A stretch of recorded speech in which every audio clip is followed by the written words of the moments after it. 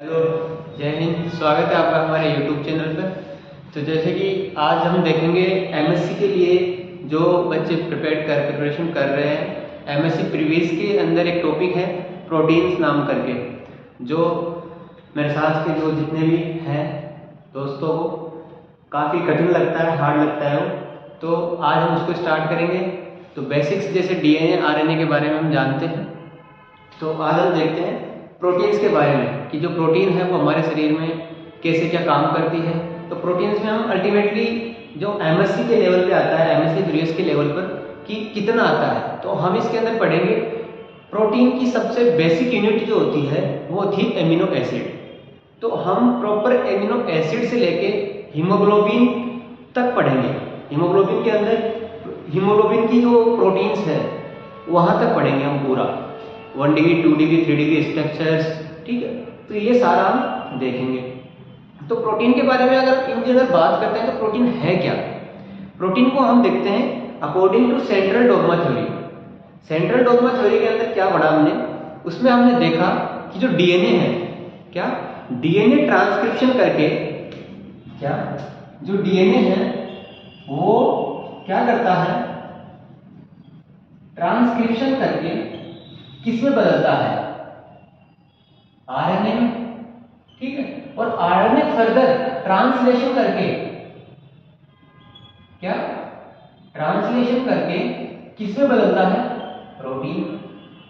अब ultimately protein है क्या चीज, कोई जेनेटिक मटेरियल जैसे डीएनए। अब ये डीएनए अपने को ट्रांसक्रिप्शन के थ्रू आरएनए में चेंज कर रहा है, ठीक है, और आरएनए प्रोटीन में बदल रहा है।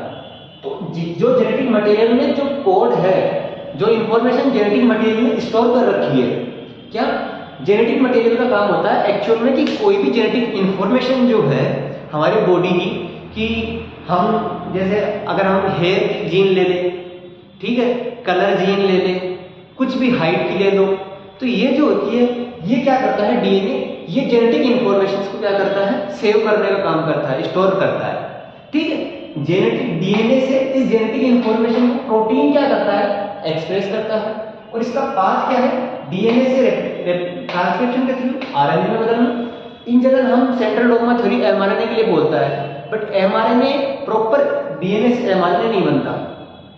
क्या बनता है, पहले आरएनए बनता है, फिर आरएनए फर्दर फंक्शंस करने के लिए उसके अंदर मॉडिफिकेशंस होते हैं, जो आपने पढ़ा होगा।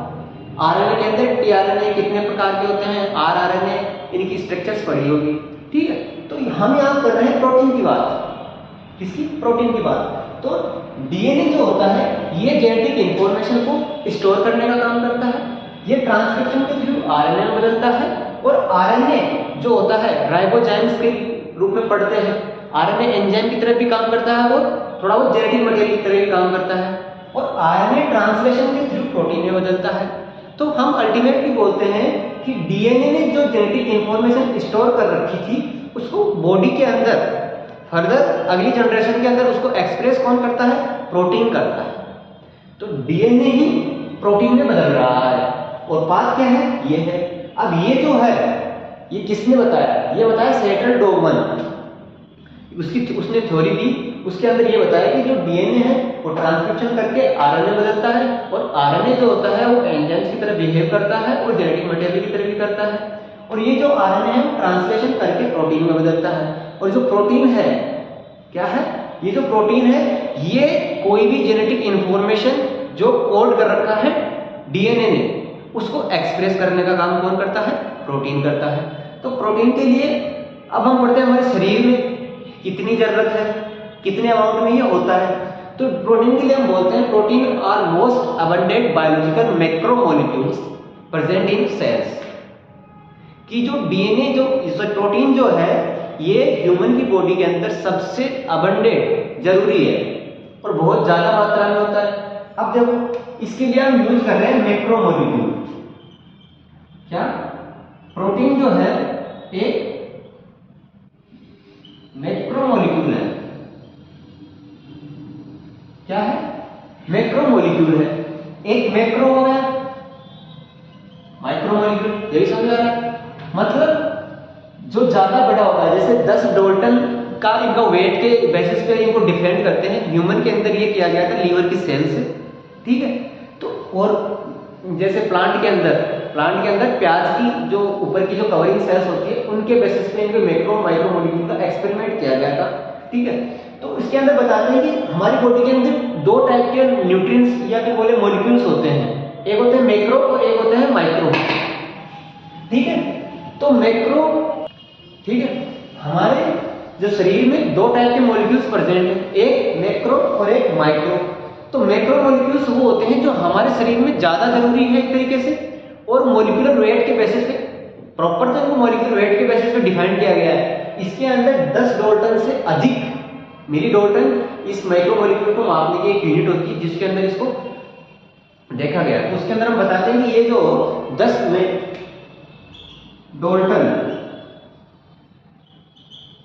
से अधिक वजन था इसके अंदर, बाहर क्या कहा गया, मॉलिक्यूलर वेट देखते हैं, ठीक है।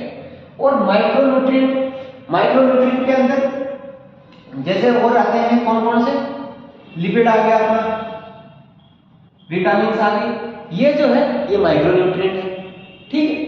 ये चीज इसके हम प्रोटीन के लिए यूज कर रहे हैं, मैक्रो मॉलिक्यूल, ठीक है। दे अकर आर ग्रेली, मतलब ग्रे कलर। प्रोटीन को अगर हम नॉर्मल देखते हैं कि जो डीएनए से आरएनए प्रोटीन में बदल रहा है, इसके अंदर सिंपली एक्सप्रेशन जो प्रोटीन होती है वो ग्रे कलर की बताते हैं। दूसरी चीज जो प्रोटीन होती है वो डिफरेंट साइज की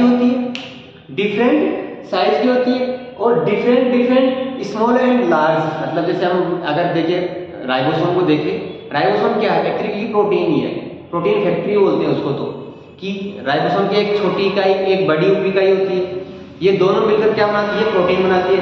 तो हम प्रोटीन के लिए बोलते हैं कि जो प्रोटीन होती है जो छोटी और बड़ी, स्मॉल साइज भी हो सकती है और लार्ज साइज भी हो सकती है, ठीक है। और इनका जो मॉलिक्यूलर वेट है इस आधार पर इसको मैक्रो और माइक्रो नाम दे दिया।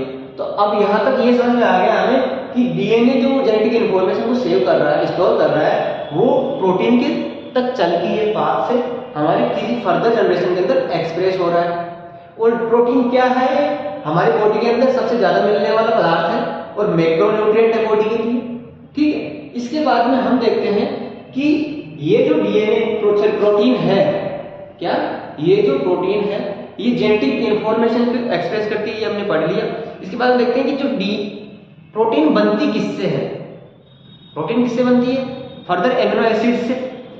एमिनो एसिड्स क्या होते हैं कि एक छोटी, जैसे कि हम बोले कि हम इन जनरल देखते हैं कि जो इसेंशियल एमिनो एसिड होते हैं, essential non essential amino acid हमने पढ़ा होगा 10th में आपने, तो उसमें हम देखते हैं कि एमिनो एसिड जो होते हैं टोटल 20 एमिनो एसिड्स होते हैं।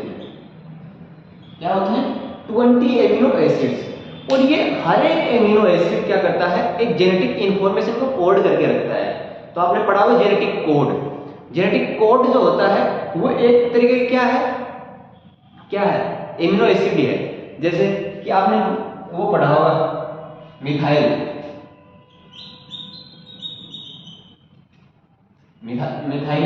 कुछ करके सब मिथाइल होता है ना, उसके अंदर इसको क्या बोलते हैं, स्टार्ट कोडन बोलते हैं, ठीक है।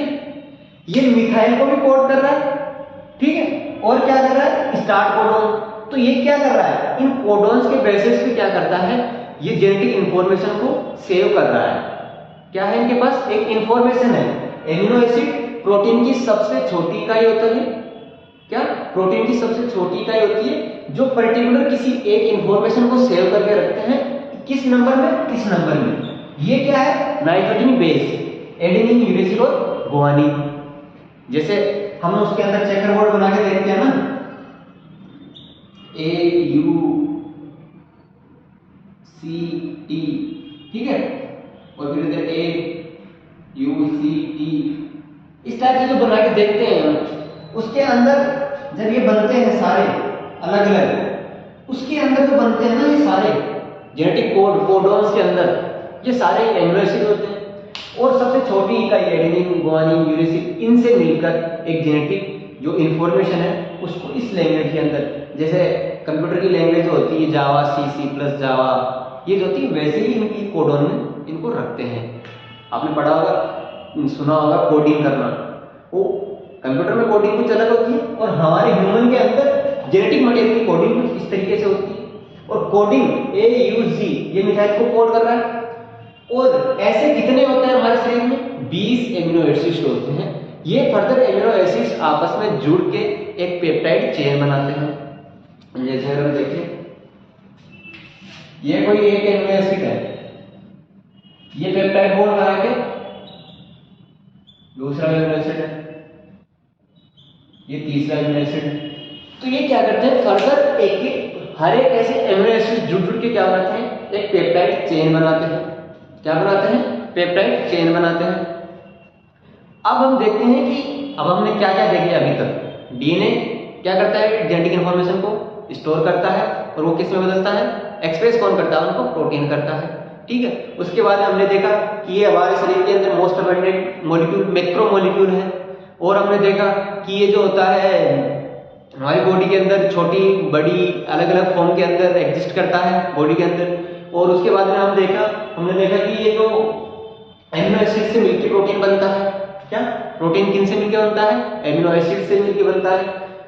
प्रोटीन पेप्टाइड बॉन्ड बनता है एमिनो एसिड्स के बीच में और वो क्या बनाता है? प्रोटीन बनाता है। ये हमने देखा। अब हम देखते हैं कि जो प्रोटीन है ये हमारी बॉडी के अंदर बहुत से वर्क करता है। जैसे अगर हम देखें प्रोटीन क्या क्या काम करता है। एंजाइम्स के लिए आपने पढ़ा होगा, एंजाइम क्या है? एक प्रोटीन है। इसलिए हम इनको बोलते हैं बिल्डिंग्स। क्या बिल्डिंग बनाता है, पूरी बिल्डिंग बेस बनाता है ये पूरे बॉडी का। एंजाइम्स हो गए, हार्मोन्स हो गए, और क्या क्या बनाता है? हेयर, सारी प्रोटीन्स ही है। हेयर के अंदर कौन सी? हेयर और बोले हीमोग्लोबिन, ये सारी प्रोटीन्स के ही एक क्या है? फॉर्म्स है। क्या है? प्रोटीन्स के ये फॉर्म्स है। तो यहां तक आपको समझ में आ गया कि प्रोटीन की जनरल इंफॉर्मेशन, प्रोटीन क्या होता है, हमारे शरीर में कितना होता है और ये कैसे कोड को एमिनो एसिड जो होते हैं वो कैसे कोड करके रखते हैं। ये हमारे मैक्रो मॉलिक्यूल है, हमारे शरीर में ज्यादा होता है। ठीक है। मोस्ट अबंडेंट भी होता है और सबसे इंपॉर्टेंट रोल प्ले भी करता है, जैसे एंजाइम्स, हार्मोन्स और इन सबको भी बनाता है। तो अब हम देखते हैं प्रॉपर एमिनो एसिड कि प्रोटीन किससे बन रहा है? एमिनो एसिड से बन रहा है। तो अब हम देखते हैं प्रॉपर एमिनो एसिड क्या होता है और ये कितने प्रकार के होते हैं। देखो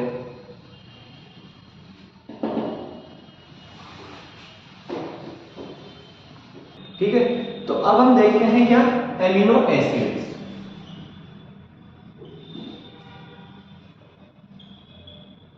क्या? Amino acid. एमिनो एसिड के लिए हम क्या बोलते हैं कि ये जो एमिनो एसिड है ये क्या है? प्रोटीन की सबसे छोटी इकाई है जिससे मिलके क्या बन रही है? प्रोटीन बन रही है। एमिनो एसिड से मिलके क्या बन रही है? प्रोटीन बन रही है। तो हम बोलते हैं कि ये एमिनो एसिड्स क्या? ये एमिनो एसिड्स आपस में कोवेलेंट बॉन्ड, जिसको आपस में पेप्टाइड बॉन्ड बोलते हैं, बट ये क्या होते हैं? आपस में जुड़ के एमिनो एसिड से जुड़ के क्या बनाते हैं? एक पॉलीमर चेन बनाते हैं। क्या बनाते हैं? पॉलीमर चेन बनाते हैं और यही प्रोटीन चेन बनती है। पॉलीपेप्टाइड की चेन बन जाती है जिसको क्या बोलते हैं? प्रोटीन बोलते हैं। अब ये इसके अंदर अलग अलग डिफरेंशिएशन होगा, 1 डिग्री 2 डिग्री 3 डिग्री, वो हम देखें। तो एमिनो एसिड्स जुड़ जुड़ के क्या बनाते हैं? प्रोटीन की एक चेन बनाते हैं, पॉलीपेप्टाइड चेन जिसको बोलते हैं। ठीक है। उसके बाद में हम बोलते हैं कि the term reduce reflect the moving, क्या? The removing of element in मतलब hydrogen bond where are one amino acid. जैसे ये एमिनो एसिड पहला है, ठीक है, ये दूसरा है। तो इसके हम आगे स्ट्रक्चर देखेंगे। तो इनके बीच में क्या होता है? हाइड्रोजन रिमूव होके क्या? सॉरी, जल वाटर रिमूव होके क्या बनाता है? इसके अंदर ये क्या बनता है?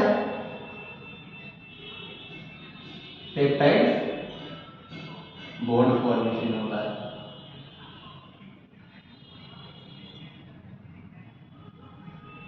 बॉन्ड फॉर्मेशन होता है। नहीं समझ आ रहा क्या? ठीक। हम बोलते हैं कि इसके अंदर डिहाइड्रेशन, दो एमिनो एसिड के अंदर डिहाइड्रेशन होके क्या बनता है? एक कोवेलेंटली बॉन्ड बोलते हैं इन जनरल। अगर हम देखें किस टाइप का बॉन्ड होता है, देखें तो कोवेलेंट बॉन्ड होता है जिसके अंदर डिहाइड्रेशन होता है, किसी एक अमीनो एसिड का H आएगा और किसी दूसरे अमीनो एसिड का OH आएगा, और वो दोनों बाहर निकलकर इन दोनों के बीच में क्या बना देगा, एक बॉन्ड फॉर्म कर देगा।